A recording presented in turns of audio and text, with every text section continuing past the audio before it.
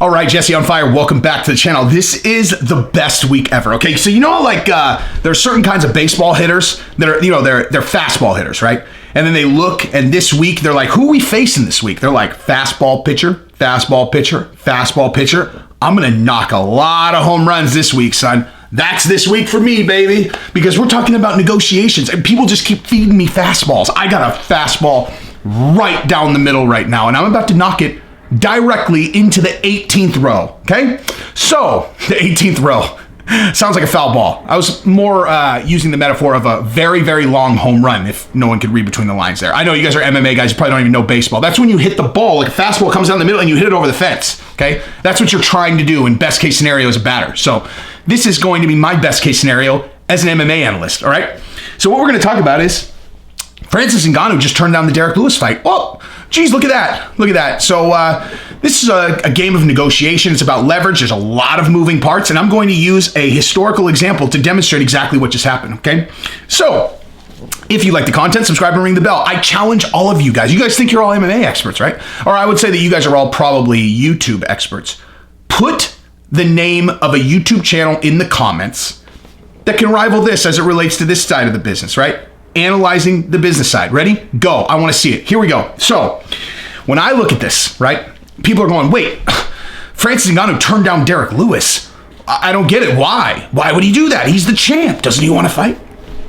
Now, this should be relatively common sense for most people, right? But I'm gonna take us there in a roundabout fashion and make a bunch of points, okay? So what I'm gonna do is I'm gonna take you on a trip down memory lane. Now, do you remember when Michael Bisping was the middleweight champion and everyone was like, man, this guy's ducking everybody. He won't fight anyone. You know, somehow he pulled Dan Henderson, and then now he won't fight Whitaker, he won't fight Yoel Romero. He's ducking all the best fighters. And then he ended up fighting GSP in a comeback fight, took like a year or more to book, and everyone was just like, this is not really going to happen. Bisping's like, he's not going to get a GSP fight, and then he did, right?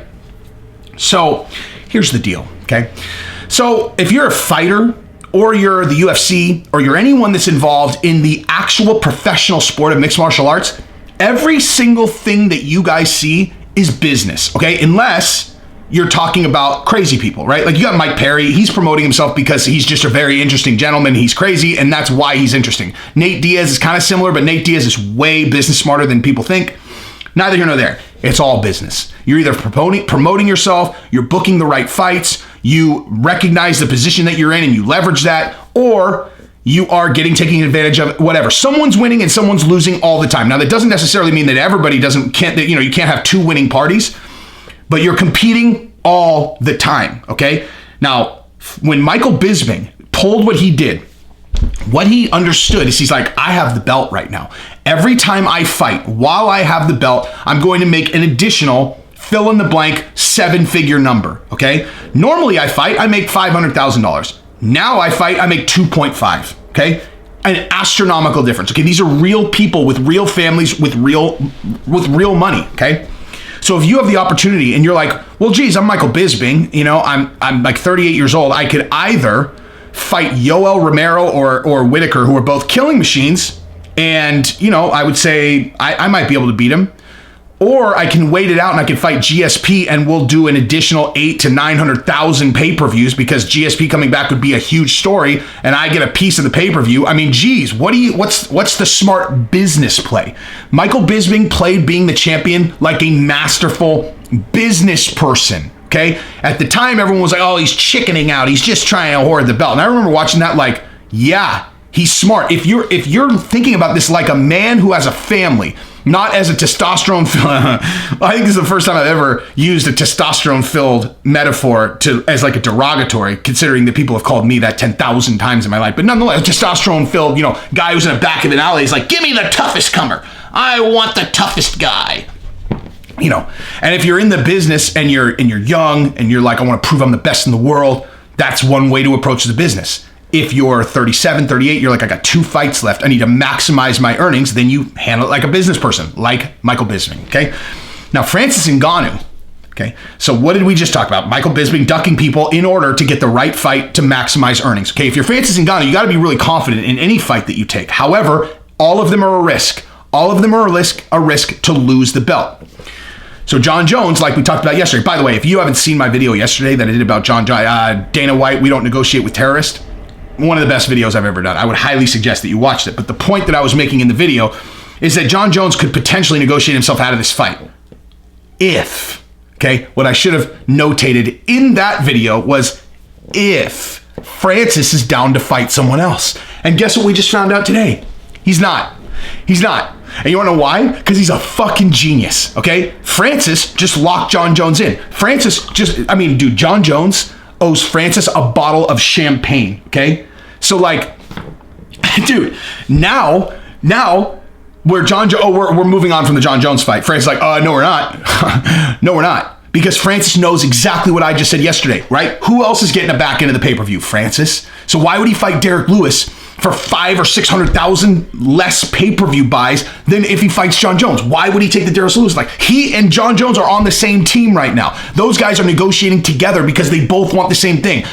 Follow human incentives and you will always arrive at what the outcome is going to be. And if you have two fighters who are both incentivized exactly the same to get each other paid so that they can make the fight happen because any other fight is going to pay them significantly less, guess what's going to happen? They're going to get paid and the fight's going to get made. Okay, so now Francis and Jon, they might be enemies, they might be in social, but right now, Jon should be sending he should be sending like a fucking $20,000 watch to Francis, like, thanks, bro. The second that he gets the fight booked and he gets paid what he's going to, he owes Francis a watch. That's what I would do. Okay, I'm the king of someone ended up making me money, I buy them a watch. I like doing that, okay? I'm not going to tell you guys what the most expensive watch I've ever bought for someone is because it's not that expensive. But I like buying watches. If I was in that fucking position, it would be a very expensive watch that Francis would be getting because Francis is going to make him millions of dollars now. Seriously. Like, Francis turning down the Derek Lewis fight is bullet, because you are, like, the UFC already tipped their hand. They're like, we'll do Cyril Gane against Volkov. That's their next contender, whoever wins that fight, okay? They already tipped their hand. They don't think either of those guys are really ready yet, and Francis isn't going to take a fight with either of them anyway. Francis wants Jon Jones. Jon Jones wants Francis. UFC's going to have to pay. Period. Point blank, period.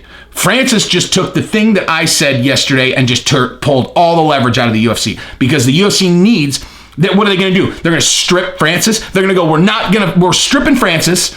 We're not going to pay Jon Jones, and we're going to have Cyril Gane and Volkov fight for the vacant title. That's their only option, and they're not going to do that. They're not going to do that, okay? And they're just not going to do that. So, brilliant. I love it. I fucking love the sport, and I love the business side. You know what?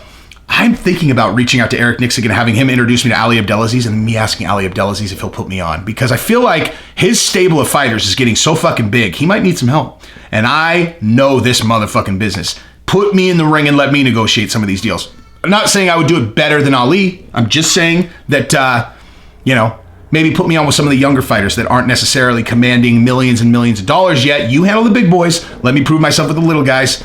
I will keep them safe. I'll keep them protected. I'll keep them part of domination MMA. These are just dreams. Anyway, I love you guys. Subscribe to the channel. Ring the bell. Peace.